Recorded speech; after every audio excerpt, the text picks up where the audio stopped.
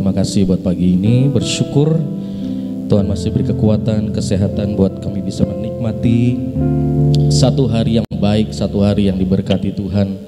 Kami bersyukur untuk setiap kasih-Mu, anugerah-Mu yang begitu luar biasa dalam hidup kami. Bapa, saat ini tiba waktunya kami siapkan hati kami, teduhkan hati kami untuk menerima firman-Mu. Firman Tuhan yang sedikit dan singkat ini biarlah tetap menjadi kekuatan, menjadi arahan buat kami bisa melewati hari-hari di depan kami dengan penuh keyakinan bahwa ada Tuhan yang senantiasa menolong, menopang dan menuntun setiap jalan kami. Terima kasih urapi hamba-Mu dan juga urapi kami semua yang mendengar. Di dalam nama Tuhan Yesus kami berdoa dan mengucap syukur. Amin. Shalom Bapak Ibu semuanya yang ada di ruangan ini, shalom buat yang sedang streaming. Saudara, hari ini saya ingin share kepada saudara satu topik yang mungkin sederhana, ya sederhana, tidak terlalu rumit, yaitu tentang support system. Saudara coba lihat gambar ini. Saudara lihat gambar ini. Saudara pernah lihat, ya next mas. Saudara pernah lihat gambar ini enggak? Gambar, nah ini mungkin, nah saudara pernah lihat gambar ini enggak? Siapa yang pernah lihat gambar ini? Ini gambar apa saudara? Gambar apa ini? Film ya? Film, ya. Film judulnya Fast and Furious. Kalau tidak salah sudah sequel keberapa nih? Mungkin 11 kalau nggak salah ya. Nah saudara, kalau saudara memperhatikan film ini menceritakan 1, 2, 3, 4, 5, 6, 7 orang itu sebelumnya itu tidak saling mengenal sebetulnya. Ya, tidak saling mengenal, bukan sebuah komunitas, tidak merupakan persahabatan yang sangat kental, tetapi mereka akhirnya bisa dipersatukan dalam sebuah tujuan yang sama. Kalau saudara melihat filmnya, kalau sequelnya saudara ikutin, yang ke-1, ke-2, ke-3 itu ceritanya menarik. Dan kalau saudara melihat di akhir dari film ini selalu ada namanya makan bersama. Betul nggak saudara? Ya. Selalu film ini diakhiri dengan makan bersama, doa bersama. Walaupun mereka bukan keluarga, walaupun mereka bukan kakak beradik semuanya, ada sih yang kakak beradik. Tetapi mereka merupakan sebuah komunitas, sebuah lingkaran persahabatan, pertemanan yang saling mensupport. Saya lupa tidak bawa film klipnya saudara. Kalau saudara melihat klipnya itu bagus sekali. Ada statement yang bilang begini, your family is my family. Ya. Keluargamu adalah keluargaku, masalahmu adalah masalahku. Nah itu luar biasa saudara. Nah hari ini kita akan bahas tentang support system. Mari kita buka Markus pasal yang kedua ayat 1 sampai 12. Saya akan bacakan buat saudara. Beberapa hari kemudian Yesus kembali ke Kapernaum, maka tersebarlah kabar bahwa Yesus sedang di rumah. Lalu banyak orang datang. Mereka berkerumun di sana sampai tidak ada lagi tempat. Di pintu pun penuh sesak dengan orang. Lalu Yesus menyampaikan berita dari Allah kepada mereka. Maaf saudara, ini terjemahan saya salah klik. Ya, ayat 2 ulangi. Maka datanglah orang-orang berkerumun sehingga tidak ada lagi tempat, bahkan di muka pintu pun tidak. Sementara ia memberitakan firman kepada mereka. Ada orang-orang datang membawa kepadanya seorang lumpuh digotong oleh berapa orang? 4 orang.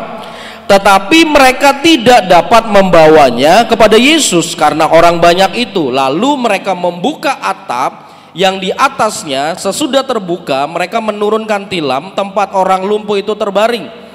Ketika Yesus melihat iman mereka, berkatalah Yesus kepada orang lumpuh itu, "Hai anakku, dosamu sudah diampuni." Ayat 6. Tetapi di situ ada juga duduk beberapa ahli Taurat. Mereka berpikir dalam hatinya, mengapa orang ini berkata begitu?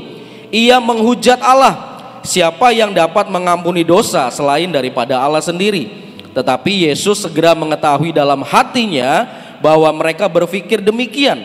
Lalu ia berkata kepada mereka, kepada orang Farisi, mengapa kamu berpikir begitu dalam hatimu? Manakah lebih mudah mengatakan kepada orang lumpuh ini, dosamu sudah diampuni, atau mengatakan bangunlah, angkatlah tilammu dan berjalan? Tetapi supaya kamu tahu bahwa di dunia ini anak manusia berkuasa mengampuni dosa. Berkatalah ia kepada orang lumpuh itu, kepadamu kukatakan, bangunlah, angkatlah tempat tidurmu dan pulanglah ke rumahmu. Dan orang itu pun bangun segera mengangkat tempat tidurnya dan pergi keluar di hadapan orang-orang itu. sehingga mereka semua takjub lalu memuliakan Allah, katanya, yang begini belum pernah kita lihat. Ya saudara, dalam kisah ini ada 3 tokoh sentral yang diceritakan dalam Alkitab, 3 tokoh utama dalam kisah ini. Yang pertama adalah Tuhan Yesus tentunya, dan yang kedua adalah orang yang lumpuh, dan yang ketiga 4 orang yang mengusung, ya 4 orang yang menggotong orang lumpuh ini. Ya, ini ada 3 sentral, 3 tokoh dalam cerita ini. Saya tidak membahas masalah kerumunan orang yang begitu banyak, karena Alkitab tidak menjelaskan secara detail kerumunan orang itu isinya siapa saja. Orang Farisi saya nggak mau bahas, saudara, nggak ada gunanya bahas orang Farisi. Saya hanya mau tekankan ada 3 tokoh sentral yang akan membawa sebuah perubahan yang luar biasa. Yang pertama adalah 4 orang yang mengusung, kemudian orang lumpuh, dan Tuhan Yesus. Nah saudara, penyakit kelumpuhan yang diderita oleh orang ini itu adalah sebuah problem, sebuah keprihatinan, sebuah masalah, ya, di dalam komunitas atau di dalam lingkungan sekitarnya. Jadi orang lumpuh ini sudah begitu lama, saudara, saya percaya sudah begitu lama. Dan mungkin dia sudah ingin sembuh, sudah pernah berobat, sudah pengen cari kesembuhan kemana-mana, mungkin sudah berusaha macam-macam, ya mungkin sudah terapi barangkali, mungkin sudah ditusuk jarum barangkali, tetapi ternyata kesembuhannya belum terjadi, saudara. Dan pada saat itu Yesus datang ke sebuah tempat di Kapernaum, dia tinggal di sebuah rumah.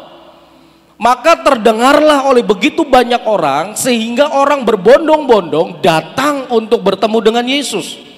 Kalau saudara membaca Markus pasal yang pertama, di situ juga diceritakan Yesus menyembuhkan orang-orang sakit, saudara.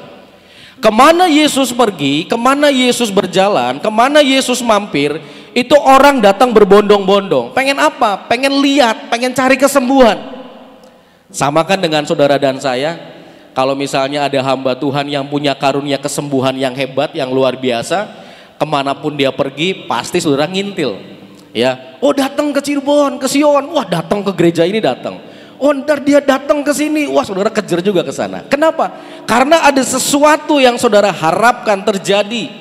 Nah, orang lumpuh ini dia nggak bisa ngapa-ngapain, karena dia lumpuh, saudara, ya. Karena penyakit lumpuh ini menjadi keprihatinan warga masyarakat, bilang aduh ini kasihan banget ya lumpuh, gimana caranya gitu. Dan hubungan antara 4 orang ini dengan si lumpuh ini Alkitab nggak menjelaskan. Apakah dia saudara, apakah dia kerabat, apakah dia sahabatnya, atau barangkali tetangga sebelah, nggak diceritain, saudara. Jadi hubungan antara orang yang lumpuh dengan 4 orang ini tidak ada dijelaskan secara detail. Kalau misalnya orang yang lumpuh ini dibawa oleh saudaranya, ponakannya, ya itu wajar. Kenapa? Ya saudaranya, betul nggak? Tapi kalau misalnya yang membawa orang lumpuh ini tidak tahu hubungannya apa, dia hanya prihatin, dia hanya kasihan melihat orang lumpuh ini tergeletak mungkin sekian lama tidak sembuh-sembuh, dan ketika dia mendengar ada kabar Yesus datang mampir ke sebuah rumah, maka orang berbondong-bondong datang.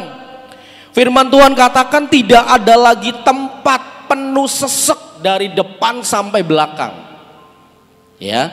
Jadi di situ sudah padat, di dalam padat, di luar padat, nggak bisa masuk lah pokoknya, saudara. Tetapi orang ini punya sebuah pemikiran, bagaimana caranya kita bisa tolong orang lumpuh ini ketemu dengan Yesus. Nah saudara sekalian, dalam hidup kita, coba kita refleksikan dalam hidup kita. Bukankah terkadang kita juga bisa menemukan orang-orang yang sedang lumpuh? Atau mungkin saudara dan saya hari ini juga adalah si lumpuh ini. Wah masa sih Steve, masih kan bisa jalan, bisa berdiri, tangan saya oke. Ada orang yang lumpuh secara jasmani, saudara, betul nggak? Nggak bisa jalan, maaf ya, mungkin terbaring, nggak bisa gerak kakinya, habis kena stroke misalnya. Dia lumpuh jasmani, saudara. Saudara mungkin nggak di sini karena saudara kan semua jalan normal gitu kan, bisa naik turun tangga. Tetapi ada juga kelumpuhan yang kedua, yaitu kelumpuhan secara ekonomi. Hari-hari ini begitu banyak orang yang sedang mengalami kelumpuhan secara ekonomi. Ada begitu banyak orang yang sedang terjerat dengan hutang, dengan pinjaman online, cari jalan pintas, mau utang ke temen nggak berani, ya malu, maka dia cari cara yang paling singkat, ya sudah pinjaman online, bunganya gede, wis nggak apa-apa, mikirnya nanti, yang penting dapat duit. Ada orang yang sedang usaha dan gagal berkali-kali. Ada orang yang sedang problem masalah keuangan karena mungkin sekarang lagi rame judi online, ya. Itu bukan hanya kalangan bawah tetapi para pejabat pemerintah, bahkan lembaga tinggi negara ditemukan mereka adalah pemain-pemain judi online. Sangat miris, saudara. Ya. Pemerintah berusaha membasmi judi online ini, apakah memungkinkan? Ya, perlu kerja keras, perlu kita doakan, karena tidak mudah, saudara, untuk membasmi ini. Seperti dulu kan, mungkin sekarang masih ada, namanya togel, saudara. Tahu kan togel ya? Togel itu bukan yang buat nasi lengko, itu toge, saudara. Ini ada L-nya, togel. Togel itu sudah merakyat, saudara, sampai ke lapisan yang paling bawah, dibasmi susah. Ya, sembunyi-sembunyi, ngumpet-ngumpet gitu kan. Ini lebih canggih, judi online. Ya, di rumah bisa main, di mobil bisa main dan sebagainya. Akhirnya apa? Orang kalah judi, orang terjerat hutang dan sebagainya, lumpuh hidupnya. Bahkan yang paling tragis, ada begitu banyak orang yang nggak bisa melunasi hutang karena pinjaman online. Bahkan ada yang bunuh diri, tembak kepalanya, saudara. Ada yang gantung diri karena terjerat dengan hutang. Dia lagi lumpuh secara ekonomi. Mungkin saudara nggak lumpuh secara jasmani, saudara bisa berjalan. Tetapi apakah saudara dan saya mungkin juga sedang mengalami kelumpuhan ini? Saudara sedang bergumul pagi siang malam, gimana caranya saya bisa bayar hutang? Gimana caranya usaha saya bisa bangkit? Gimana caranya usaha saya bisa bangun lagi? Gimana problem keuangan saya bisa pulih? Ini udah bulan Juli, anak harus sekolah, beli seragam, daftar ulang, bayar SPP. Ya kan, kalau misalnya anaknya naik jenjang harus beli seragam baru, beli tas baru, beli buku baru dan sebagainya. Kemarin ada orang tua murid datang, saya kecegat karena nggak sengaja saya sedang ke kantor, sedang ketemu dengan salah satu calon guru, ada orang tua murid datang, saudara. Dia mau daftar, saya bilang, Bu nanti aja tanggal 17, TU-nya tutup. Saya bilang, saya nggak punya akses untuk masuk ke data TU. Aduh bagaimana ya? Pasti ini anak saya nggak diterima di negeri, jadi saya harus cari sekolah swasta. Terang Bangsa mau terima nggak ya? Ya saya bilang ya kalau persyaratannya oke, keuangannya oke, deal dengan kami ya oke aja, saya bilang gitu. Tapi saya nggak bisa proses hari ini. Saya hanya datang ke sekolah, kebetulan ketemu dengan salah satu calon guru. Setelah itu saya mau pulang, kecegat di lapangan basket. Dia ngotot untuk saya terima dia. Saya bilang, Bu, bukan masalah terimanya, tapi kan ada proseduralnya. Ibu belum beli formulir, ibu belum kesepakatan dan sebagainya. Saya nggak bisa akses itu karena office-nya tutup. Nanti tanggal 15, 16, 17 baru buka. Silakan datang lagi. Tapi gimana ya? Ini anak saya kalau sekolah di sini uang SPP-nya berapa? Ya saya ceritain, SPP aslinya segini. Bisa nggak ditawar dan sebagainya? Saya bilang nawar ya boleh-boleh aja, tergantung yang ditawar. Mau dikasih apa enggak? Saya itu cuma buka warungan, saya itu begini, biasa. Orang kalau udah urusan sekolah, pasti yang diceritain yang jelek-jelek. Anaknya banyak lah, banyak tunggakan lah, listrik belum dibayar dan sebagainya. Silakan kalau mau disurvei. Pokoknya saya bilang, udah Bu nanti tanggal 17 ya. Saya bilang gitu, ini saya ada perlu, saya mau pergi tanggal 17. Ada begitu banyak orang terhimpit dengan problem. Bulan lalu saya pernah ceritakan, saya bilang ada anak nggak bisa ujian, karena apa? Karena tunggakan keuangan yang begitu besar dari orang tuanya. Segini saya pernah bilang, sampai hari ini belum beres. Saya nggak tahu kemarin anaknya bisa ambil rapot apa tidak, saudara. Mungkin nggak bisa ambil rapot. Kenapa? Karena kemarin baru ditolong hanya buat ikut ujian. Orang tuanya sudah hands up, nggak tahu harus gimana. Ya harus gali lubang, tutup lubang. Itu lumpuh ekonomi, saudara. Atau ada yang ketiga, saudara, ekonomi aman, jasmani aman, tapi kelumpuhan yang ketiga, saudara, lumpuh secara jiwa.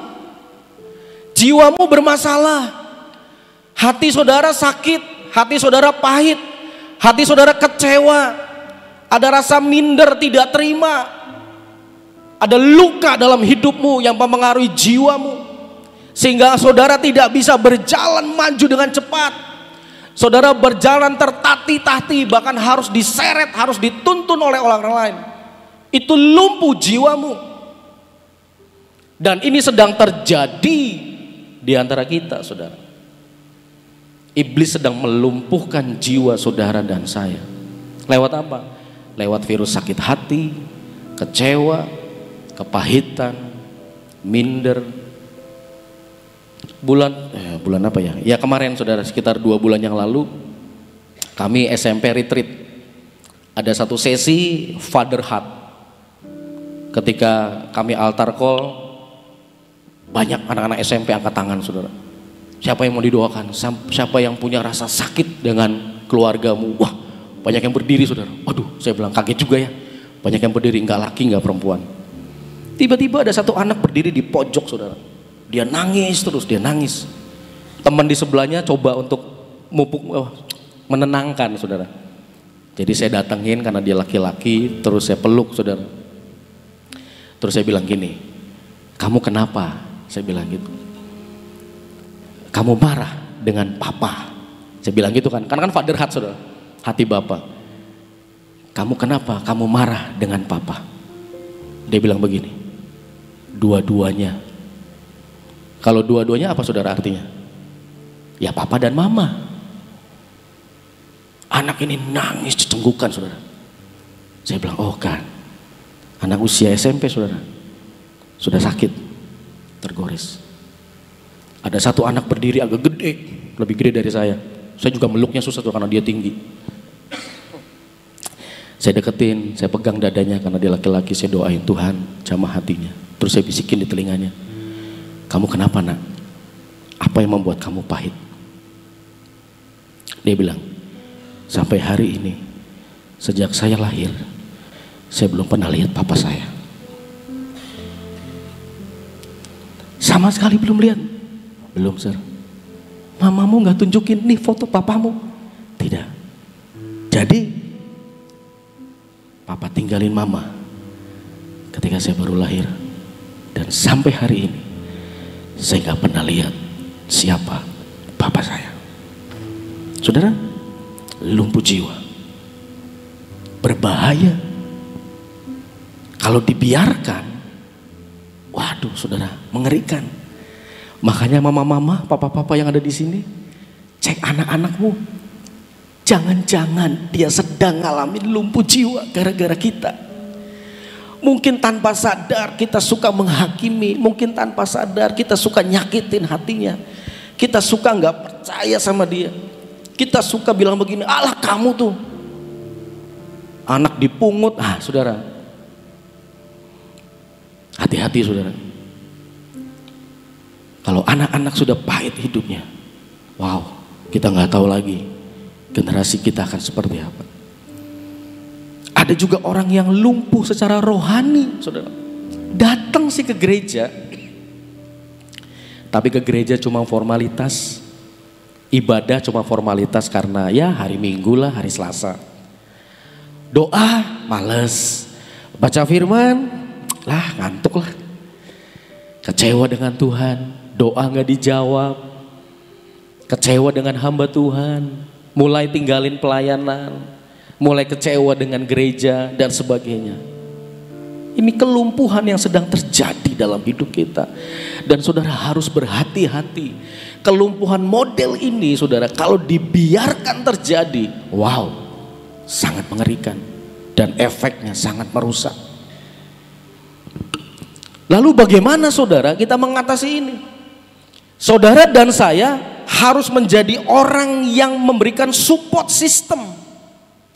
Saudara harus menjadi seperti 4 orang ini yang menolong si lumpuh kelumpuhannya untuk dibawa kepada Yesus.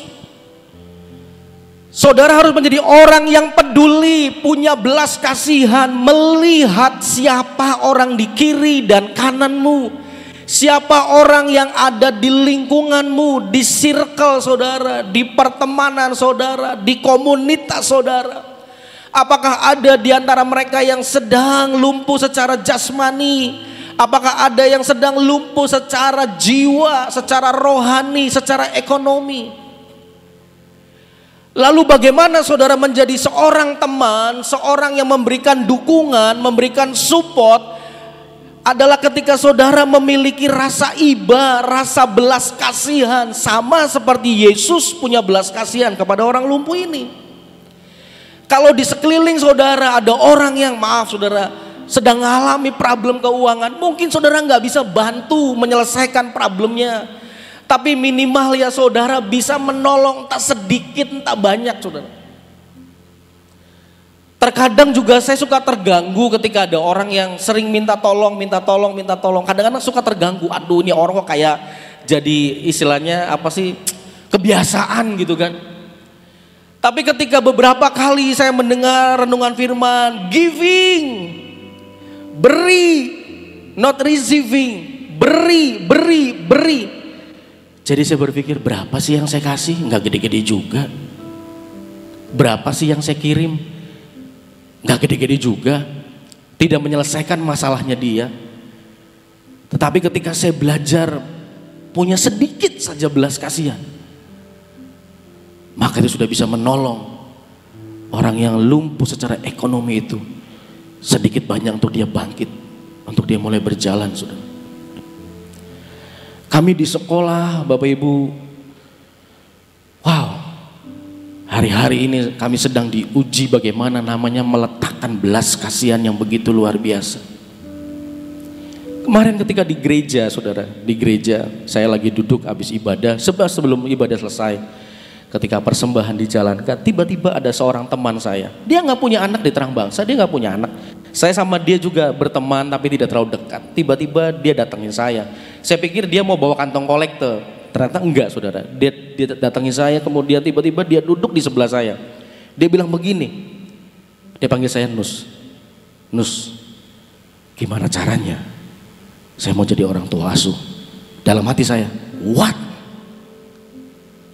God, dia bukan orang kita saudara. Bukan orang Gracia, tidak punya anak di Terang Bangsa. Dan saya tidak expect dia tanya itu saudara.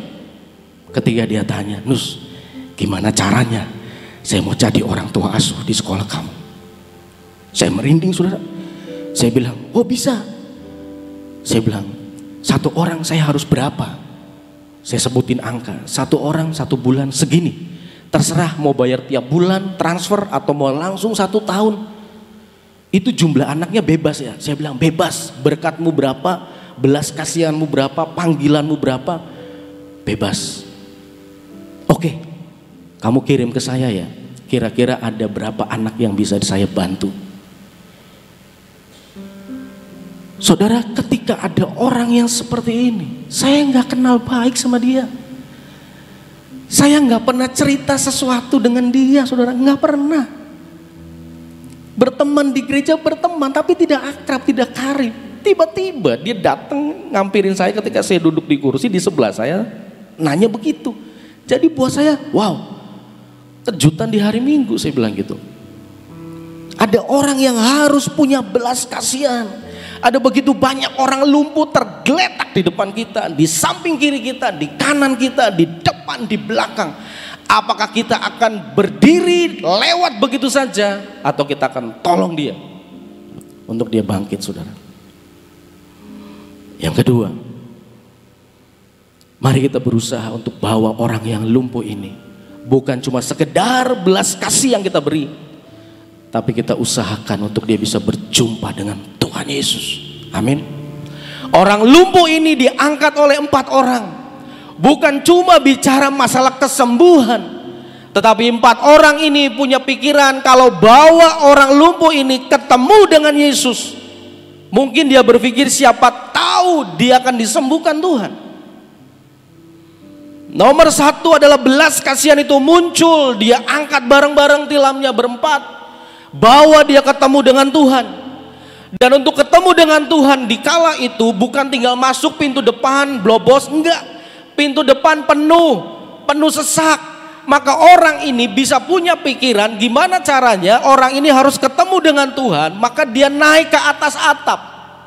Saudara kebayang gak sih? Itu rumah bukan rumah dia loh. Itu rumah orang. Dia mungkin lihat ini rumah kayak gimana ya. Yesus ada di mana juga dia nggak bisa tahu posisi Yesus ada di sebelah mana. Apakah di ruang tamu, apakah ada di ruang makan, karena penuh sesak nggak bisa lihat. Tapi dia naik ke atas atap, dia buka genteng, kemudian dia mulai turunkan orang itu. Pertanyaan saya, gimana caranya gotong orang yang lumpuh berempat naik ke atas atap, saudara? Alkitab nggak ceritain. Apakah ditarik pakai tali atau mungkin dikerek? Alkitab nggak menceritakan. Singkat cerita, orang ini angkat orang ini naik ke atas. Artinya apa, saudara? Ada upaya yang kuat untuk membawa si lumpuh ini ketemu dengan Yesus. Amin, saudara. Mari saudara dan saya, ketika saudara ditaruh belas kasihan, walaupun mungkin walaupun mungkin masih sedikit, mari kita berusaha bawa orang lain bisa ketemu dengan Tuhan. Mungkin saudara bisa kirim link YouTube-nya PW setiap pagi kepada orang-orang yang saudara ingin dia ketemu dengan Tuhan. Mungkin dia belum bisa kita bawa ke tempat ini, tetapi ketika saudara kirim link khotbah, streaming dan sebagainya, saudara bisa membawa orang itu berjumpa dengan Yesus. Saya kenal seorang teman, waktu itu dia bantu saya membangun gedung Suara Gracia. Saya udah lama gak ketemu dia, saudara. Tiba-tiba dia japri saya. Dia bilang begini, Pak Steve, dia sebutin, saya ini, boleh gak saya ketemu? Wow, saya bilang udah 26 tahun saya gak ketemu dengan dia, saudara. Kemudian gak lama dia datang ketemu di sekolah, di kantin sekolah. Saya lihat badannya kurus, gak segede, gak sekeker dulu. Saya bilang gini, Pak, Bapak habis sakit? Iya, saya sakit. Terus dia ceritain, saudara, dia nangis, dia ada problem masalah keluarga, macam-macam lah, saudara. Tapi dia bilang begini, saya bersyukur saya bisa menemukan channel Sion Media, dan setiap hari dia bilang saya streaming, pasti setiap Selasa saya streaming. Saya pengen datang sini ke gedung Gracia, saya pengen datang, tapi badan saya nggak memungkinkan. Badan saya tidak terlalu kuat, apalagi kalau misalnya udah jalan terlalu jauh kena dingin, dia bilang. Maka saya putuskan untuk saya streaming setiap hari. Kemudian dia bilang gini, saya datang ke taman dan saya ketemu dengan Tuhan. Dia orang Katolik, saudara. Dia datang ke taman, dia bilang, saya ketemu dengan Tuhan. Setiap saya datang ke taman, saya selalu ngerasa damai. Sepertinya beban saya diangkat Tuhan. Makanya setiap waktu kalau saya sempat, saya mau datang. Ketika Ibu Nani bilang ada anggur, ada madu, saya datang, saya pengen minta, saya pengen dapat. Ada orang yang bertemu dengan Tuhan hanya lewat streaming, saudara. Hanya dengar secara online. Mari saudara bawa setiap orang yang lumpuh ketemu dengan Tuhan. Amin. Yang ketiga, milikilah faith, punya iman bersama. Orang ini kalau tidak punya iman bareng-bareng, kalau empatnya tidak unity, tidak sepakat, maka si lumpuh tidak mungkin naik ke atas, saudara. Kalau yang dua bilang begini, udahlah lewat pintu depan, bilang aja permisi, ada orang sakit, permisi. Atau yang dua bilang, udah tunggu aja di luar sini, ntar juga Yesus selesai, Yesus keluar, pasti didoain, atau mungkin Tuhan akan ngomong untuk dia sembuhkan. Tapi orang ini sepakat, dia punya iman yang kuat, iman yang benar-benar unity. Bawa orang ini naik ke atas. Resikonya ada, pokoknya bawa saja naik ke atas. Turunkan tepat di depan Yesus. Keren kan, saudara? Di genteng, turun tepat di depan Yesus. Hari-hari ini perlu namanya iman korporat, iman bersama. Suami istri imannya harus bareng. Sama anak juga harus bareng. Kalau kami di sekolah, saya sama Miss Ina suka ngomong, Miss, kita imannya gandeng-gandengan aja lah. Saya bilang, saya nebeng imannya Miss Ina, saya juga nebeng katanya. Artinya apa? Kami sepakat dengan iman pemimpin kami, saudara. Kalau pemimpin kami bilang percaya Tuhan sediakan, amin, kita percaya. Kenapa? Itu adalah iman yang bisa menggerakkan Tuhan untuk bertindak. Ayat yang kelima, ketika Yesus melihat iman mereka, iman orang-orang ini, berkatalah ia kepada orang lumpuh, hai anakku, dosamu sudah diampuni. Iman yang membuat Tuhan bertindak, iman saudara yang menggerakkan hati Tuhan untuk melakukan sesuatu. Iman itu yang mendorong orang yang 4 ini bisa penuh resiko nolong orang lumpuh naik ke atas dan ketemukan dengan Tuhan. Dan iman inilah yang membuat Yesus bertindak. Tapi yang aneh, lihat ayatnya saudara, yang aneh. Ketika Yesus melihat iman mereka, berkatalah ia kepada orang lumpuh itu, hai anakku, dosamu sudah diampuni. Aneh kan saudara? Anehnya di mana? Kenapa Yesus nggak ngomong begini, hai anakku, bangkit, berjalan? Bener nggak? Kenapa Yesus bilang begini, hai anakku, dosamu sudah diampuni? Yesus tidak langsung bicara tentang jasmani orang ini, karena Yesus tahu orang ini pasti sudah lumpuh jiwanya. Orang ini sudah pahit hidupnya, bertahun-tahun lumpuh, nggak ada yang tolong, bertahun-tahun tergeletak, nggak ada yang besuk barangkali. Mungkin dia sakit hati sama pemimpin karena nggak pernah dibesuk. Mungkin dia sakit hati dengan teman-temannya karena sepertinya menjadi orang yang terbuang, saudara. Maka Yesus berurusan dengan orang ini bukan bicara jiwa, bukan bicara masalah jasmaninya dulu. Yang Yesus sembuhkan pertama adalah lumpuh jiwa dan rohaninya Tuhan beresin dulu, saudara. Yang Tuhan sembuhkan pertama, Yesus berkata, dosamu sudah diampuni. Masa lalumu sudah disembuhkan, jiwamu sudah dipulihkan, rohanimu diperbaharui, nak. Bagi Yesus menyembuhkan jasmani itu gampang. Banyak orang pengen sembuh secara jasmani, tapi kemudian sakit lagi. Kenapa? Karena jiwa dan rohaninya belum sembuh. Amin saudara. Banyak orang datang didoain, wah sembuh, pulang seminggu datanglah sakit lagi, saudara. Kenapa? Masih ada pahit hidupnya, masih marah, ya, rohaninya masih problem, saudara. Maka Tuhan gak beresin langsung dia bangkit dan berjalan, tidak, saudara. Tuhan bilang, hai anakku, dosamu sudah diampuni. Artinya Tuhan sedang beberes dengan orang ini. Tidak bicara masalah jasmani dulu, tapi Tuhan beresin jiwanya, diberesin. Kalau engkau sakit hati, Tuhan bilang engkau dipulihkan hari ini. Kalau engkau kepahitan hidupmu bertahun-tahun engkau sakit, aku berkata engkau dipulihkan, jiwamu dipulihkan, sakit hatimu dipulihkan, rohanimu diberesin, dosamu diampuni, masa lalumu diberesin, masa lalu yang kelam, yang tidak baik itu dipulihkan Tuhan. Setelah itu beres, saudara. Ayat 12, itu kan ayat 5. Ayat 12 bilang apa, saudara? Dan orang itu pun bangun segera, mengangkat tempat tidurnya dan pergi keluar di hadapan orang-orang itu, sehingga mereka semua takjub lalu memuliakan Allah, katanya, yang begini belum pernah kita lihat.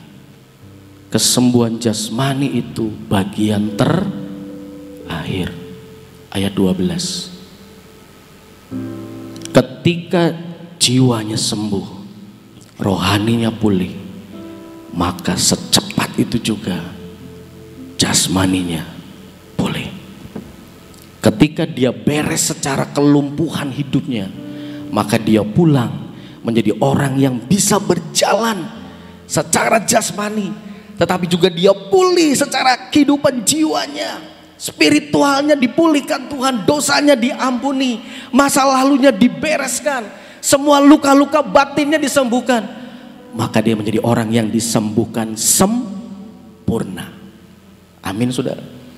Jadi saudara dan saya hari-hari ini ketika engkau sedang lumpuh ekonomi, sedang lumpuh jiwa, rohani, minta Tuhan sembuhkan dulu. Amin. Tuhan sembuhkan jiwaku, Tuhan rohku dipulihkan, rohaniku dipulihkan, maka penyakitmu akan sembuh. Amin saudara. Ketika rohanimu beres, jiwamu beres, penyakit itu hilang saudara. Tapi ketika saudara hidup dengan masa lalu, kemarahan, kepahitan, maka penyakit itu tetap akan ada di tubuh saudara. Banyak orang sakit bukan karena virus atau bakteri. Banyak orang sakit karena apa? Dokter nggak bisa temuin kolesterol normal, ginjal normal, kenapa sakit ini? Ketika dites, dicek saudara, wah ternyata ini yang lumpuh saudara. Mari saudara menjadi orang-orang yang penuh belas kasihan. Bawa orang-orang yang lumpuh di sekitar saudara ketemu dengan Tuhan, supaya Tuhan bereskan lumpuh jiwanya, lumpuh rohaninya, lumpuh ekonominya, bahkan lumpuh jasmaninya. Penyakitnya disembuhkan Tuhan, maka akan ada kesaksian yang luar biasa mempermuliakan nama Tuhan. Orang ini akan pulang dengan sempurna. Bahkan ayat terakhir, yang begini belum pernah kita lihat. Ada kesembuhan yang supranatural, yang spektakuler. Saudara dan saya pasti menginginkan itu, amin. Harapkan itu terjadi dalam hidup saudara dan orang-orang yang ada di sekitar saudara. Amin. Mari kita berdoa. Kami bersyukur kepadamu Tuhan. Biarlah hari ini, kalau ada di antara kami yang sedang mengalami kelumpuhan, mungkin kami tidak lumpuh secara jasmani, tubuh kami sehat, tapi mungkin saat ini kami sedang mengalami ketidakberdayaan, kelumpuhan jiwa kami. Ada begitu banyak masa lalu yang menyakitkan kami. Ada begitu banyak sakit hati yang tergores dalam hidup kami. Tuhan, pagi ini pulihkan, sembuhkan kami. Kalau kami mengalami lumpuh secara ekonomi Tuhan, ada begitu banyak kesulitan keuangan yang kami hadapi. Di dalam nama Yesus pagi ini, kuasa-Mu yang sempurna menyembuhkan, memulihkan, pulihkan ekonomi setiap kami Tuhan yang terjerat hutang. Dalam nama Yesus, beri kemampuan untuk kami bisa melunasi semuanya. Berkat-Mu turun, bukakan pintu berkat supaya semua hutang bisa diselesaikan dan kami tidak terjebak dengan hal-hal yang salah dengan keuangan kami. Kalau kami mengalami kemalasan secara rohani, Tuhan bangkitkan semangat kami lagi untuk kami terus mencintai Tuhan, mengejar Tuhan lebih lagi, lebih lagi, dan lebih lagi. Terima kasih Tuhan, terima kasih. Biarlah kami menjadi orang yang merdeka, yang dipulihkan, yang disembuhkan secara sempurna oleh Tuhan. Terima kasih Bapa. Pagi ini kami juga berdoa bagi bangsa dan negara kami Tuhan. Kami berdoa menutup setiap celah yang saat ini sedang terjadi di bangsa, kota, dan keluarga kami. Ada lubang-lubang di tembok bangsa kami yang mungkin saat ini sedang bolong. Ada celah yang bisa dipakai oleh kuasa kegelapan untuk menghancurkan bangsa kami. Saat ini kami berdoa dalam nama Yesus. Kami tutup setiap celah, kami tutup setiap lubang di dalam nama Yesus. Tidak ada satu kuasa apapun yang bisa mengganggu, menghancurkan bangsa kami. Setiap keluarga dijaga Tuhan, ditutup dengan kuasa darah Yesus. Tidak ada celah yang bisa menghancurkan. Kota kami dibentengi oleh kuasa-Mu. Ada tudung perlindungan atas kota dan bangsa kami. Biarlah lawatan akhir zaman ini terjadi Tuhan. Lawatan akhir terjadi di kota ini, di kota Sion. Ada open heaven yang terjadi. Pemulihan Pondok Daud terjadi di kota ini. Ada mujizat supranatural yang terjadi. Kami bisa menjadi saksi ada mujizat terjadi di jalan-jalan. Dimanapun Tuhan, kuasa-Mu diimpartasikan, kuasa-Mu didemonstrasikan. Ada lawatan yang membawa pertobatan kepada jiwa-jiwa. Biarlah kami menjadi bagian yang ada di sana. Kami menjadi orang yang penuh dengan belas kasihan. Kami menjadi bagian orang yang mau membawa setiap orang yang lumpuh berjumpa dengan Tuhan, sehingga ada mujizat terjadi, ada lawatan pertobatan terjadi di kota kami, di kota ini, di bangsa ini Tuhan. Di dalam nama Yesus, mari Tuhan gerakan iman kami. Mari Tuhan gerakan setiap kehidupan kami, untuk kami tidak menjadi orang yang abai dengan sekeliling kami. Kami memperhatikan orang yang ada di sekitar kami. Ada roh belas kasihan muncul di hati kami. Terima kasih Tuhan, biar kuasa-Mu akan dinyatakan atas kota kami Tuhan. Ada unity, ada kekompakan yang terjadi sampai destiny kota Sion ini sebagai kota penutup. Lawatan Tuhan terjadi sebelum Engkau datang yang kedua kali, akan tergenapi Tuhan. Di dalam nama Yesus, kota ini menjadi kota yang diberkati, kota yang dipulihkan, kota penuh mujizat dan lawatan Tuhan. Bangsa Indonesia menjadi bangsa yang diberkati Tuhan luar biasa. Para pemimpin bangsa kami yang sudah Tuhan tetapkan menjadi pemimpin yang takut akan Tuhan, menjadi pemimpin yang memikirkan kesejahteraan rakyat. Di dalam nama Tuhan Yesus, segala halangan rintangan apapun yang mengganggu pembangunan bangsa kami berdoa di dalam nama Yesus, kami hancurkan. Segala intervensi kuasa kegelapan kami tolak dalam nama Tuhan Yesus. Berikan para pemimpin yang terbaik dari tingkat pusat sampai ke daerah. Menjelang pilkada serentak, kami doa dalam nama Yesus, berikan keamanan, kedamaian, ketertiban, sehingga proses pilkada bisa berjalan dengan baik. Akan memunculkan pemimpin-pemimpin yang takut akan Tuhan, yang memimpin kabupaten, memimpin kota, memimpin provinsi di seluruh Indonesia. Adalah orang-orang yang terbaik yang Kau tempatkan di seluruh Indonesia atas bangsa ini Tuhan. Terima kasih Bapa, dalam nama Yesus, biar kuasa-Mu yang sempurna akan memulihkan negeri kami, kota kami, dan keluarga kami, gereja kami, pelayanan kami. Terima kasih Tuhan. Saudara, mari kita pengurapan. Dan sekarang Tuhan, kami kembali mau terima pengurapan yang baru. Turun atas setiap kami Tuhan.